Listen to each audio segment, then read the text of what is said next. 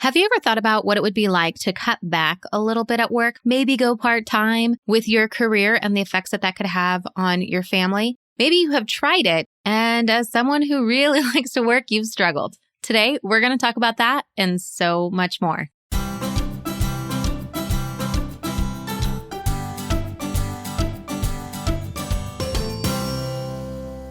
Hey there and welcome to the show. I am so excited that you're here to hang out with us today as I talk to you about my experience in working part-time. Now, if you are new to the show, I do hope that you hit subscribe so you don't miss any of our upcoming episodes. And if you're a returning listener, welcome on back. I know that you guys have a lot on your plate, a lot to do, and I am just so honored that you are taking the time out of your day to be listening to this podcast. Now, the reason why I wanted to talk about this particular topic is because the show's for working moms. We are all about helping you create more balance in your life. And one of the things that has come up over the years, whether it be any of our coaching clients or in our community, or even just people who reach out over email, which I absolutely love. If you ever want to shoot me an email, jenny@yourliferocks.com, are all about how do I slow down a little bit?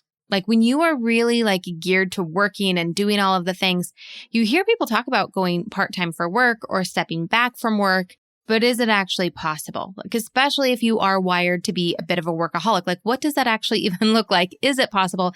Can it happen? Because we see the benefits of it. Absolutely. Having more time to be able to be a mom, having more time to do the things around the house, to take care of our health, all of the things that land on our plate, right? We could all use that more time.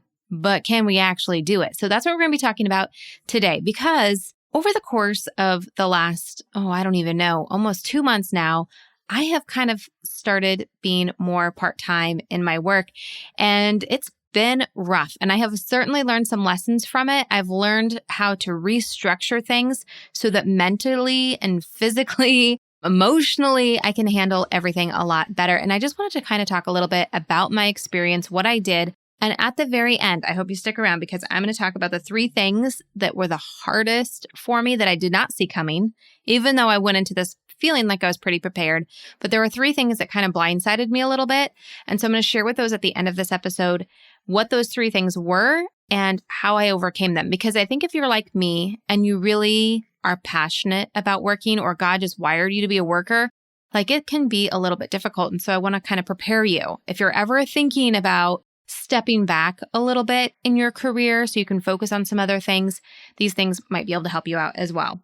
Now, some of you might absolutely love what you're doing and things are in a rhythm, and you might be thinking, why in the world would anyone ever want to step back from their career or look at going more part-time in their career? Or some of you might be like, yeah, I would love to go part-time or to step back to ease up a little bit, but 1, it might not financially be possible, or 2, you might just be thinking that seems very overwhelming to even start that process. How would you even go about it? Now, obviously, there are a lot of great reasons why it would be beneficial. You have a lot more time to do other things. You also have a lot less stress, which was my main reason in stepping back, which I'll talk about here a little bit more in a minute. But then you also might be thinking but I don't want it to hurt my career, or I don't want it to slow down my momentum and the goals that I have for myself in my career. And like I said before, it could be a purely financial thing where you're thinking, I don't know if that's at all possible. And before, I would say as of a couple of years ago, I always thought you either were working or you were not working. Those were your 2 options, right? You could be a working mom, you could be a stay-at-home mom. And I knew some people who worked part-time, but for me, all of those people who I knew work part-time, they were working part-time as an office assistant or in the retail space or the food service space. It wasn't what they got their degree in or what their career path was in. It was just kind of a fill in some time while the kids are at school, kind of a thing, which was great. But I just kind of felt there wasn't this in between. And then I met Catherine Solomon. Now, I've had Catherine on the show a few different times in the past, and she is a huge advocate. She's a career coach for women being in the workplace and the benefits that provides to society, to their family when women are working, which is why I love her because I totally agree with her message. But she also talks about finding flexible work and all of the different ways that you can find flexible work and what that could look like, whether it be working part-time, working remotely, doing job share. She goes through, I think, 7 different ways that you can do that. And again, I've had her on the podcast episode before. So if you just search Catherine Solomon, you'll find those past episodes. She's also on the career playlist on YouTube. So if you go to YouTube, all of our past episodes are there, and we break everything up into the 8 different areas of life that we talk about. So you'll find a playlist for faith, marriage, parenting, career, health, home, finances, and friends and fun, and all of our past episodes, plus other videos that have just been on our YouTube channel that are divided into those categories. You can find them on that playlist. So that's a great resource if you are looking for some more help in your career. But anyway, after I met Catherine, I realized that there were so many different options in working part-time, and including in 2019, I went part-time corporately. So I was working full-time corporately, doing training and course design and things like that. And I loved my job, and it felt very flexible because I was working from home most of the time. I would say 98% of the time. Our offices were in California. So a couple times, every couple months or so, I'd have to go down to California, a short flight away, living in Oregon. But, it was very flexible and it worked really, really well. The only problem is in addition to working that full-time job, I was also working part-time in our family businesses that we own and running Your Life Rocks as a ministry and being a mom and doing all of the other things. So to say I was maxed out was an understatement. Well, my husband and I decided that it would probably be good for me to try to go part-time. And thankfully, the company let me continue in my role, but working it part-time. And I'm going to talk about how you can kind of navigate those waters, because it was a little bit touch and go and trying to figure out how in the world can you possibly do what you do full-time, but do it part-time. And so I'll talk to you a little bit about that in a second. I actually have 4 different ways or 4 different steps for you if you want to kind of take a step back in your career or go part-time, and what that can look like and how you can do that. So I'm taking out a lot of the overwhelm for you here, but I'm just letting you know I've walked this path before, my friends. So I did. I went part-time. So for almost all of 2019 and part of 2020, I was working part-time corporately, but then also working full-time doing our businesses that we own. My husband and I, we own 2 separate businesses that are brick and mortar entertainment here locally where we live. One of them has multiple locations over multiple towns, so like an hour and a half apart from each other. So it's a very full-time job managing those. So I was doing that full-time plus working part-time corporately, and then again, running this ministry of Your Life Rocks. So plate was still very, very full. There was not getting the benefits of working part-time, right? Because the whole point of working part-time is you have more time for the rest of life stuff, taking care of your finances, taking care of the family, the house, your health, all of those other things. Wasn't really getting the benefit of that because I was still working full-time plus some, right? But over the course of all of those years, I started developing some pretty significant health concerns popping up. And it was kind of one thing would pop up and you would just deal with it while you're going about everyday life, dealing with everything else. But my doctor kind of pointed out to me recently that a lot of these things might be related. A lot of these health concerns that I've had popping up are probably linked, and it might be something bigger, something that might need a little bit more attention than what I was giving it. And so in order to do the doctor's appointments and the therapies and all of the things that I needed to do to really get to the bottom of this and to start to heal myself again, it was like a part-time job. I mean, it takes a lot of time. Anyone who's ever gone through anything medical wise, it takes so much time to make appointments and be on the phone with the insurance company to figure out what's covered and what's not covered and go to the appointments and then do all of the things that you need to do after the appointments for follow-up. It is like a part-time job. I mean, it really, truly is. And I didn't really have time to be doing all of that. So something had to give. My health kind of decided for me that it was time to cut back and to go a little bit more part-time. Now, this was hard mentally. I'm not even going to say, oh yeah, it was so great. It was hard mentally to cut back and to not always be working. Now, one of my very best friends, she has been on the podcast as well, Amber Sandberg, and she talked about when she was on the show, I think it was last time she was on the show, she talked about how she lost 60 pounds and kind of her journey of doing that over the course of a year, because it wasn't just about what did she eat, what did she do for her workouts, but really that mental piece of consistently sticking to a health plan over a year. So again, go and check that out on YouTube, go to the health playlist, best place to find it. But one of the things that Amber had said to me, even when she started out on her journey and we were just chatting as friends, is she said, I feel like I need to treat this as my job.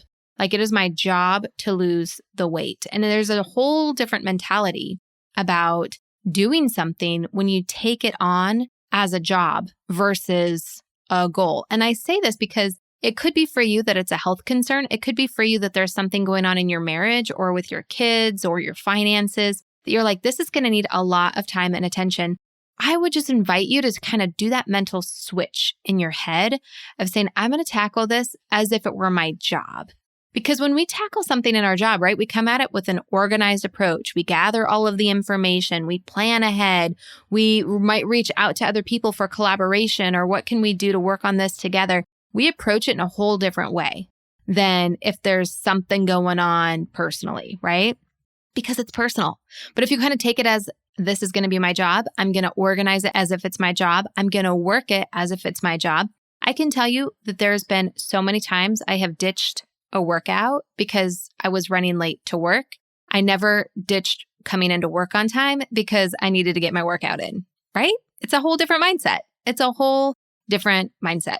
Obviously, it's a privileged kind of position to be able to be like, this is what I'm going to do, but it is possible for everyone. So that's what I'm going to be talking about when we go through the tips. So with all of these health issues that were coming up and me deciding I needed to really tackle my health as if it was a part-time job, trying to do that and homeschool my kids this year and do everything that, full-time work requires in running a business, I was falling behind.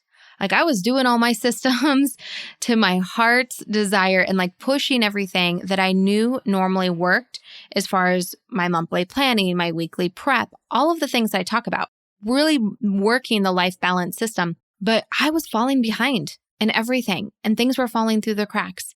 And when things like that happen, stress gets higher. And honestly, that's probably the biggest reason for some of the health things going on was stress. So counterproductive much, right? Like it was just not making sense. And so something had to change, something had to give. And I decided, you know what? I need to be more structured about this. I'm trying to fit everything in, trying to cut back-ish in work so that I could make it a priority to focus on my health. But ish does not work. And I hope you know what I'm talking about. Like when you say, I'm going to be healthy-ish, well, that's not really committing to anything. If I say I want to cut back on my work-ish, I'm not really committing to anything. So I really needed to commit to something, create a different structure around the entire situation so that I really could say, I'm going to cut back at work. I'm going to go to part-time and I'm going to make this work. So number one is figuring out what it is that you want, what it is that you need, and be really intentional about it. So like for me, when I was saying I'm going to cut back at work, I never really clarified, what does that mean? How many hours do I need to work? What do I need to have in order to balance with my health? Like what time commitment am I really devoting every single week to healing myself? And how does that fit in to work? Right? And so we have to be, number one, very clear about what it is that we are needing, what our intentions are, what we're wanting. It might not be that you have, like for me, where my health was failing and I needed to do an intervention. It could just be that you were really stressed out. You're snapping at your kids. You just really want to go part-time at work. Well, you have to really decide, like, what does that actually look like? What is it that you actually want? Is it breathing room? Is it that you want more time to be more involved with your kids? Is it that you want more time to be able to take care of your health? You have to be very, very clear about what that is. And then number two, you have to be brave enough to seek it out and make it happen. And I say brave enough because it is really easy to just say, you know what? Life is just this way. I'm going to just keep swimming and hope for the best. And yeah, you could totally do that. But you're probably going to keep getting more of the same, right? Like if you are in a position where you're just feeling like I do not have enough time to be as involved as a parent as I want to be, if you don't make a change, nothing's going to change. If you think like for me, I'm just going to keep doing this. My body is held up this long. It will keep going. It's not. It's falling apart.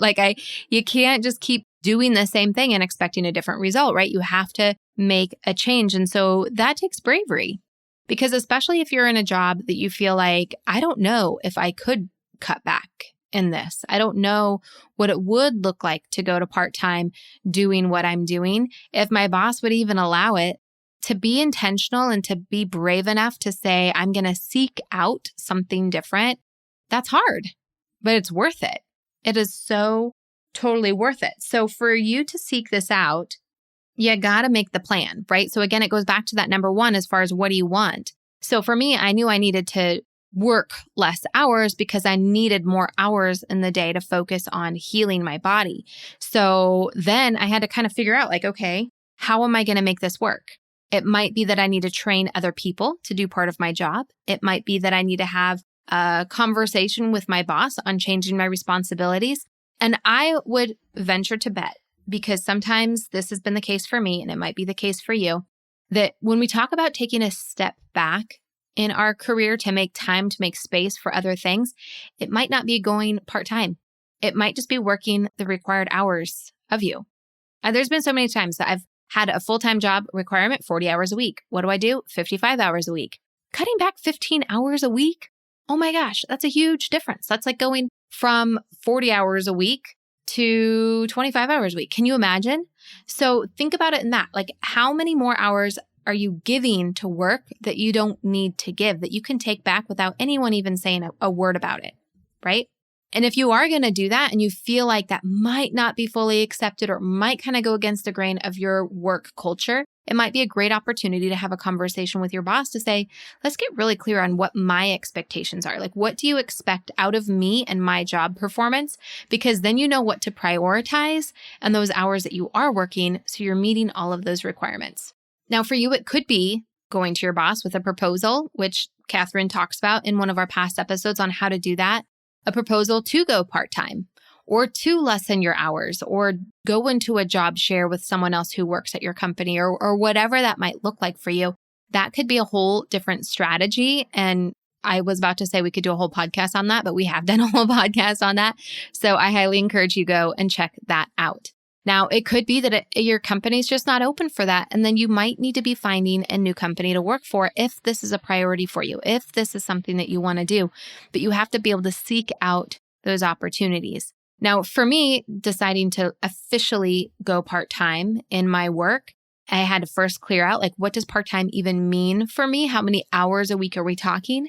But then I had to kind of set those structures. Again, I own the business, but that doesn't mean I can just be like, I'm not coming into work, because things still have to get done. My employees count on me. Our customers count on me.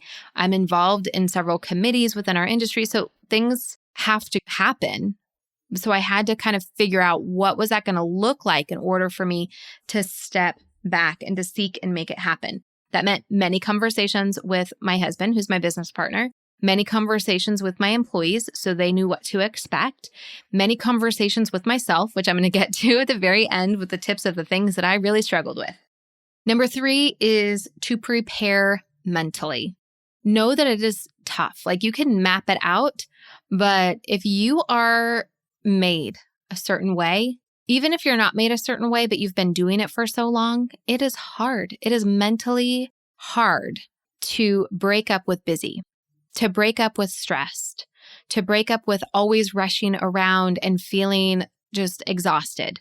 To mentally prepare yourself for a change of a different way of being is the best thing that you can do for yourself, because you can have a plan, you can map it out, you can kind of get really clear, just like we talked about in the tip number 1, tip number 2, but to be able to mentally prepare yourself for what you're going to be doing, how you're going to be expecting things to be coming on.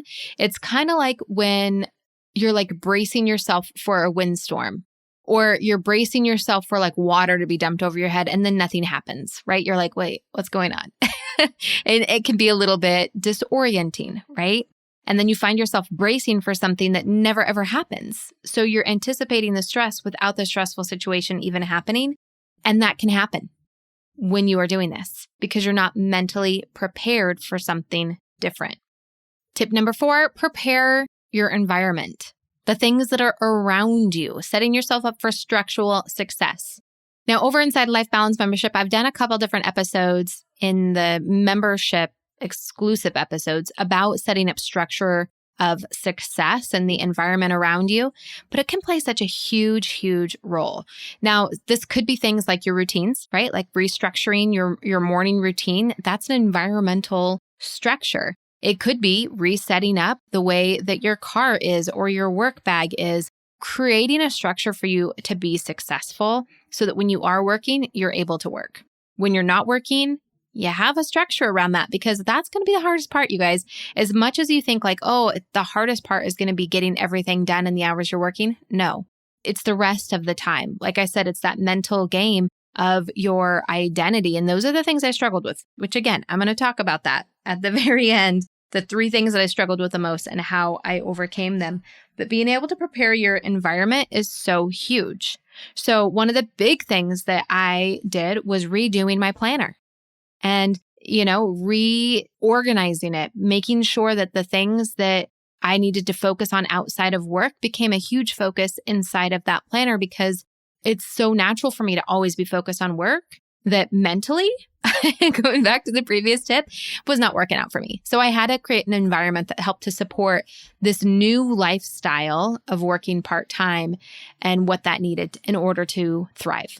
And another big part of that environment piece was the people around me, right? So having those conversations with my kids, with my husband, outside of business partner conversations, but like spouse conversations on what the changes would mean for all of us. Because anytime you change something like this, going from full-time to part-time or even overtime to just regular full-time, whatever that step back is, it's going to infect a lot of other people. Plus, anytime you do anything that's going to affect yourself mentally, it's naturally going to affect everyone else around you. So setting up that structure to be able to say, look, guys, this is what I'm doing and this is what it might look like. And if this happens, you can expect this. And please let me know if I seem a little bit snippy or however you tend to react. I tend to come out with snippiness and anger. So that's usually my thermostat on how is this affecting everyone else around me. And I give them permission, right, to let me know that it's showing so that I can decide if it was justified or not justified and be able to have that self-checking point right there. So really be thinking about that from a structural aspect. And number 5, the last tip for you is just to give yourself some grace. It's hard. It's hard to go through any big lifestyle change. And that's why we have, like inside the life balance method, we give you that structure to be able to come back to those lifestyle changing goals over the course of 90 days. Now, mine all this year have been centered around my health. All of those lifestyle goals. We're on our second cycle for the life balance method, and that has been my focus. And that's probably going to be my focus for the rest of the year because there's a lot of healing that needs to happen. And I slip up. And that's okay. I have to give myself grace to know that sometimes my mental game is not strong. Sometimes old habits slip in. Sometimes I just want to work because that's what I'm used to. It's what I enjoy. It's how I'm wired. And I've had to find other things to fill that space. But I've had to give myself grace, understanding this is a learning curve. This is a big change. And eventually I will be on the other side of this big change and things will be so much easier. But right now, it's still hard. And I'm like 2 months in and it's still hard. So I'm still learning, still giving myself grace and, really recognizing the things that God has brought me through and the strength that I get when I rely on Him and not just on my own strength, because that's the biggest lesson I've learned is that I cannot do this without Him. So I said at the end, I was going to talk about the 3 things that I struggled with the most and how I overcame them. And number 1 was truly relying on God and being still. Because when you're not filling every single free moment with work, when you're not living and dying by working all of the time and just trying to cram everything else in around it, there is some stillness. When we talk about taking a step back, it's slowing down. And that's hard. It's really, really hard, especially when you're used to going 100 miles an hour 24/7. Like to slow down, it seems like such a luxury and it can be hard, like we're not hardwired to run that way. And it can feel like something's wrong. Now, if you remember, I think it's been actually a couple months since I had Katie McCown on and talking about her Bible study that she has that is called She Smiles Without Fear. Now, this Bible study has really helped me out a lot in this journey, not because I was necessarily fearful about going and walking this out or fearful really about anything in particular. But when we fill our time with things, it's usually because we're trying to avoid something. And if we're trying to avoid something, it's because on some level, fear might not necessarily always be the right word, but we're fearful about that empty space. We're fearful about the quiet time. We're fearful about what else are we going to do if we're not always working, right? And that anxiety that comes with that was ministered through Katie's book. Now, one of the things that she talks about in the very first week of the Bible study is learning to be still with God. Not praying, not expecting anything, just being still with God. And while it was hard for me because not filling up everything and slowing everything down, being able to lean on God and be still with Him and knowing that He was with me in this process of slowing down, as hard as it might be, He was with me. That to me made it so much easier. So if you're going to go through this, I would highly recommend find a way that provides that external support, that structure, like we were just talking about, setting up that environment where you are needing to lean more on God, where you're allowing Him in more and more and more. Because if you have to fill up the space with something, fill it with that, because that's where you're going to get the wisdom. That's where you're going to get the strength. That's where you're going to get all of your needs supplied for when you're leaning on Him and His strength, because you're going to need it to go through this process. Number 2 big pitfall for me was my thought life. And that's because as we're going about normal day life, driving, doing the dishes, whatever it is, if you are always focused on one area of your life, AKA your job, then those thoughts are going to stay with you even when you're doing other things, right? Your brain is still going to be kind of in work mode. And so I would be trying to focus in on other things, but my work thoughts or emails or texts or whatever it would be would try to pull me back into working more hours. And it is such an easy trap to fall in, especially when you have a home office that you work from, like me, or maybe you've been working remotely mostly for the past, year. It's really easy when the kids go to bed at night to pull out your laptop and just start working again. Or whenever you find any kind of downtime to start working again. And it's hard to say, no, that's not what I'm doing right now. I am slowing down. I need to fill this time with other things. And again, for me, there's a lot of things that I need to do to heal myself that take up a lot of time, but a lot of it is really controlling my stress. And so a big part of that is finding other things other than work to spend my time doing to ease up on the amount of stress coming into my life. And so for me, a big part of this was time blocking and having my list systems. So I added a lot more time blocking. I've always done a little bit of time blocking when I do my weekly prep, as far as like looking at the calendar ahead and plugging in when things are going to be happening. But I had to get a little bit more diligent about time blocking, doing my weekly planning, and basically saying, these are the hours I'm allowing myself to work. These other hours I have to fill with other things. And so I've done things like planting a garden that I'm taking care of. I wouldn't necessarily call them hobbies, but there are other things that I have to do that take care of my health that take up time. And I'm finding ways to make them take a little bit more time because I have to fill up the time doing something, right? Like I said, I'm learning to lean on God and having quiet time, still time, but that's not hours on end. And so I'm having to find things to fill in the white space, whether it be doing things with my family, whether it be doing things to take care of my house, whether it be doing things that I just have always wanted to do but didn't have time to do. Things that are helping with stress relief, taking long walks, reading books, things like that are really slowing down, growing a garden. I do not have a green thumb, by the way. This is not something that comes natural to me, but I'm focusing on learning something new like gardening to be able to help me with my stress levels. Which brings me to number 3, which is my identity. Now, again, of course, our identity needs to be who we are in Christ. But when you are a working mom, when you have a career that you have poured a ton of time and energy into, it's really easy to that just be how you identify. You identify as someone who is successful doing X, Y, and Z, or you identify as a working mom that's always busy doing all of these things. And we start to see ourselves in a certain way, and we see our world through the lens of that person. And so when we take a step back from our career, it is a change. It is a change in who we are. It's a change in how we act in the world around us, right? Like it changes so much of who we are. And I'm not talking about who we are in Christ. Of course, that is solid. That is solidified. It does not change.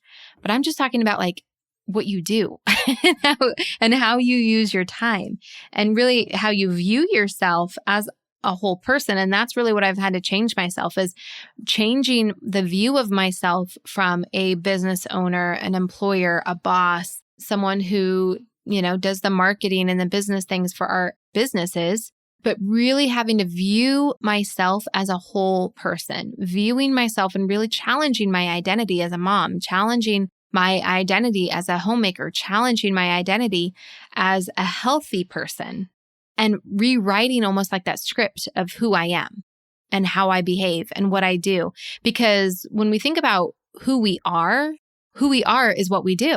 So if we're doing something different, we are going to be a different person. And this is the opportunity to go back to those 5 tips I just shared with you. Number 1, of being intentional about what you want and what you need.